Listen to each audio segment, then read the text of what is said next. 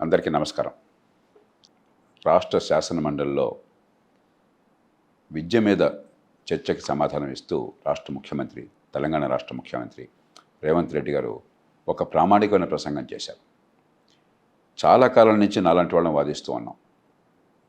మంచి ప్రమాణాల పాఠశాల విద్యని మించి మన దేశంలో పేదరికాన్ని తొలగించడానికి కానీ, కుల వ్యవస్థ వివక్షని అంతం చేయడానికి కానీ, మన బిడ్డలకు ఎదిగే అవకాశాలు ఇవ్వడానికి కానీ, ఆదాయాలు పెంచడానికి కానీ, ఆర్థిక ప్రగతిని సాధించడానికి కానీ వేరే మార్గం లేదు.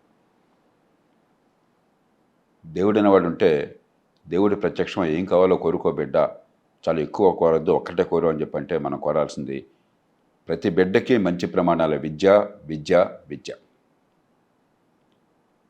ఈ దేశంలో చాలా కాలంగా విద్యను గురించి మాట్లాడుతున్నాం, కానీ అవగాహన లేదు. 10,000 కోట్ల రూపాయలు ఖర్చు పెడుతున్నాం, కానీ ఏ చట్టసభలోనూ ఏ పార్టీ నాయకుడు, ఏ ప్రభుత్వ నాయకుడు కూడా లోతుగా పరిశీలించి అసలు సమస్య ఏమిటి, పరిష్కారం ఎట్లా చేయాలనడానికి వెళ్ళలేదు. ఆ నేపథ్యంలో ముఖ్యమంత్రి రేవంత్ రెడ్డి గారి ప్రసంగాన్ని నేను మనసారా ఆహ్వానిస్తున్నాను. దానిలో చిత్తశుద్ధి కనిపించింది నాకు. వాస్తవాలని ధైర్యంగా ఎదుర్కొనే తత్వం కనిపించింది. ఉదాహరణకి తెలంగాణే కాదు, దాదాపు అన్ని రాష్ట్రాల్లో ప్రభుత్వ స్కూళ్ళే కాదు, ప్రైవేట్ స్కూళ్ళలో కూడా పాస్ పర్సంటేజ్ చూస్తే 100కి 96, 97 కనిపిస్తుంది. అసలు ఫెయిల్ అయ్యేవాళ్ళే కనిపించట్లా. ఎందుకంటే ఎక్కడ చూసినా కూడా బట్టి పట్టడం, కాపీ కొట్టడం. కానీ విషయం ఏ మేరకు అర్థమైందని చూస్తే 15, 20, 10 అంటే 96 పాస్ పర్సంటేజ్ ఏమిటి, ఆ స్థాయిలో వాళ్ళకి ఎంత నేర్చుకోవాలంటే 10% మంది రావడం ఏమిటి? అంటే విద్య పేరుతో మన పిల్లల్ని మనం మోసం చేస్తున్నాం. డబ్బున్నవాళ్ళు, మధ్యతరగతి కుటుంబాలు, తల్లిదండ్రులు చదువున్న వాళ్ళు ఎట్లాగొట్లా తంటాలు పడి ఆ పిల్లలకు కాస్త కూస్తూ విద్య నేర్పే ప్రయత్నం చేస్తున్నారు.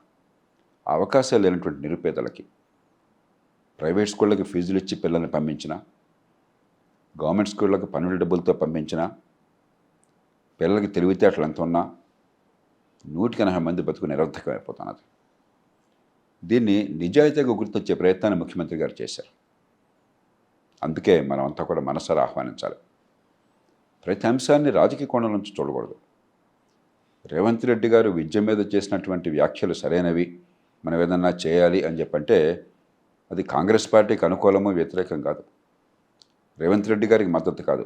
ఈ దేశంలో, ఈ రాష్ట్రంలో మంచి పాఠశాల విద్యకి మద్దతు.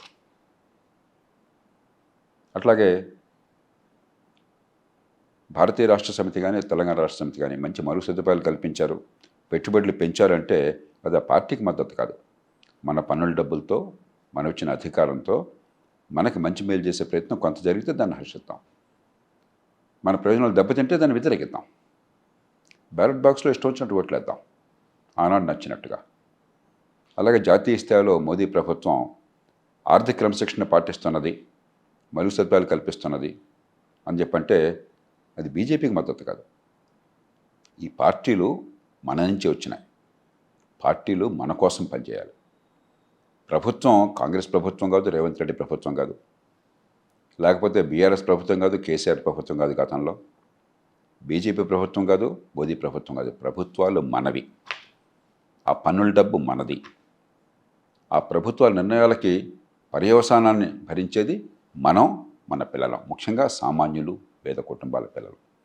ఇది మర్చిపోయి మనంతా కూడా రాజకీయ క్రీడలో మునిగి తేలుతున్నాం. మన వేళ్లతో మనం కళ్ళు పొడుచుకుంటున్నాం. అందుకే కొంత నన్ను అడుగుతున్నారు, ఏమి సార్ మీరు ఈవేళ ఫలానా పార్టీ చేసిన మంచి పనిని సమర్థిస్తున్నారంటే పార్టీలో చేరిపోతారా? మరో రోజు మరో పార్టీ మంచి పని చేస్తే అది బాగుందంటే దానిలో చేరిపోతారా? లేకపోతే ఒక పార్టీ చేసిన పొరపాటుని విమర్శించి ప్రత్యామ్నాయం చూపెడితే వాళ్ళకి వ్యతిరేకమా మీరు? దీని నుంచి బయటపడాలి. రాజకీయాలు మన జీవితం కోసం కానీ, మన జీవితం రాజకీయం కోసం కాదు. ఈవేళ తెలంగాణలో కానీ, ఆంధ్రప్రదేశ్లో కానీ, దేశంలో అన్ని రాష్ట్రాల్లో కానీ పాఠశాల విద్య పరమ దారుణంగా ఉన్నది. భగవంతుడు లేదా ప్రకృతి నమ్మితే ప్రకృతి మీకు ప్రకృతి ప్రతిభా పాఠవాలని తెలివితేటల పిల్లలకి ఇచ్చినా కూడా ఆ తెలివి బయటపడే అవకాశం లేక, సరైన విద్య అందక లక్షలాది మంది బిడ్డల జీవితాలు అణగారిపోతున్నాయి. పేదరికం కొనసాగుతోంది, కుల వివక్ష కొనసాగుతోంది, ఈ దేశ అభివృద్ధి కుంటిపడుతోంది. కాబట్టి మనం చూడాల్సింది ఎట్లా అయినా సరే ఈ దేశంలో ప్రతి బిడ్డకి మంచి విద్యను ఎట్లా అందించాలి. డబ్బు తక్కువ ఖర్చు పెట్టాల. మళ్ళీ ముఖ్యమంత్రి గారు చెప్పారు, 1,08,000 రూపాయలు తెలంగాణలో ఒక్కొక్క బిడ్డ మీద పాఠశాల విద్య ఖర్చు పెడుతున్నామని. అలాగే ఆంధ్రప్రదేశ్లో 1,15,000, 1,20,000 రూపాయలు ఖర్చు పెడుతున్నాం ఒక్కొక్క బిడ్డ మీద. డబ్బు తక్కువ ఖర్చు కావటంలా. ఈ డబ్బంతా ముఖ్యమంత్రులది కాదు, మంత్రులది కాదు, మనది. పన్నుల రూపంలో మనం కడుతున్న డబ్బు. ఈ డబ్బుతో మన పిల్లలకి, మన కుటుంబాలకి, మన సమాజానికి ఉమ్మడి సేవలు అందాలి, ఉమ్మడి సౌకర్యాలు అందాలి, ప్రతి బిడ్డకి ఎదిగే అవకాశం రావాలి. మంచి ప్రమాణాల విద్య, కనీసం పాఠశాల స్థాయిలో ఏ కుటుంబంలో పుట్టానో, ఏ తల్లి గర్భాన పుట్టానో అనే తేడా లేకుండా మంచి ప్రమాణాల విద్య అందాలి. ఒక సామాన్యుల బిడ్డలు సంపన్నుల బిడ్డలతో ఆ తెలివితేటలు ఉపయోగించి మంచి స్కూల్ విద్య వల్ల ఎవరితో అయినా పోటీ పడగలగాలి. అలాంటి సమాజ నిర్మాణం కోసం మన పార్టీల మీద ప్రభుత్వాల ఒత్తిడి తీసుకురావాలి. వారు ముందుకు వచ్చినప్పుడు మనసారా ఆహ్వానించాలి, మనందరం మద్దతు పలకాలి. ఆ రంగాల్లో ఆ ఫలితాల కోసం మనం గట్టిగా పూనుకుని ఒక ఉద్యమంలాగా భావించి ఆ ఫలితాలని సాధించి పిల్లల బతుకుని సార్థకం చేయాలి. ఎందుకంటే ఏ ప్రభుత్వమో సొంతంగా చేయలేదు, ఏ ముఖ్యమంత్రి ప్రధానమంత్రి సొంతంగా చేయలేరు. మన దేశంలో వరకు మనందరం పూనుకుంటే వస్తుంది. ప్రభుత్వాలు ఒక మార్గాన్ని చూపెట్టాలి. ప్రభుత్వాలు మన పనుల డబ్బులు ఖర్చు పెడతాయి, విధానాన్ని తయారు చేస్తాయి, వనరుల్ని కేటాయిస్తాయి. కానీ ఇవన్నీ మనవే. కానీ మనందరం పాత్రధారులం కాకపోతే, మనందరం భాగస్వామి లేకపోతే, వాళ్ళ కులం నచ్చలేదనో, వీళ్ళ పార్టీ నచ్చలేదనో, వీళ్ళ మతం నచ్చలేదనో మన వేళ్లతో మన కళ్ళు పొడుచుకున్నట్టయితే నష్టపోయేది మన బిడ్డలు. ఒక్కసారి గుర్తించండి, దేశంలో విద్య ఎట్లా ఉన్నా, ఆరోగ్యం ఎట్లా ఉన్నా కూడా 199 ఎమ్మెల్యేల జీవితాలకి ఏమీ ఇబ్బంది లేదు. పేదరికం కొనసాగుతున్నా, మౌలిక సదుపాయాలు లేకపోయినా కూడా ఈ ఎమ్మెల్యేలు, ఎంపీల కుటుంబాలకి ఏమీ నష్టం లేదు. ఇది మన జీవితాల గురించి, మన కుటుంబాల గురించి, మన పన్నుల డబ్బులతో మన బిడ్డల భవిష్యత్తును గురించి. అందుకే అందరినీ వినమ్రంగా నేను కోరుతున్నాను, మనందరం కూడా తెలంగాణలో, ఆంధ్రప్రదేశ్లో, మనం ఎక్కడుంటే అక్కడ, ఆ నగరంలో, ఆ రాష్ట్రంలో, ఈ దేశం మొత్తంలో అత్యున్నత ప్రమాణాల మంచి స్థాయి విద్య ప్రతి బిడ్డకి పుట్టుకతో సంబంధం లేకుండా, మంచి ప్రమాణాల ఆరోగ్యం జేబులో ఖర్చు లేకుండా, మంచి నైపుణ్యం, ఉపాధి అవకాశం, గౌరవంగా జీవించేటువంటి అవకాశం, తలెత్తుకుని బతికే అవకాశం. ఆ విషయంలో మనం రాజీ పడద్దు. ఆ విషయంలో పార్టీలు పక్షపాతాలు వెతకొద్దు. వాటి కోసం ఎవరు ముందుకొచ్చినా మనసారా చేయి చాపుదాం, స్నేహస్తాన్ని అందిద్దాం, మద్దతిద్దాం, కలిసి పనిచేద్దాం.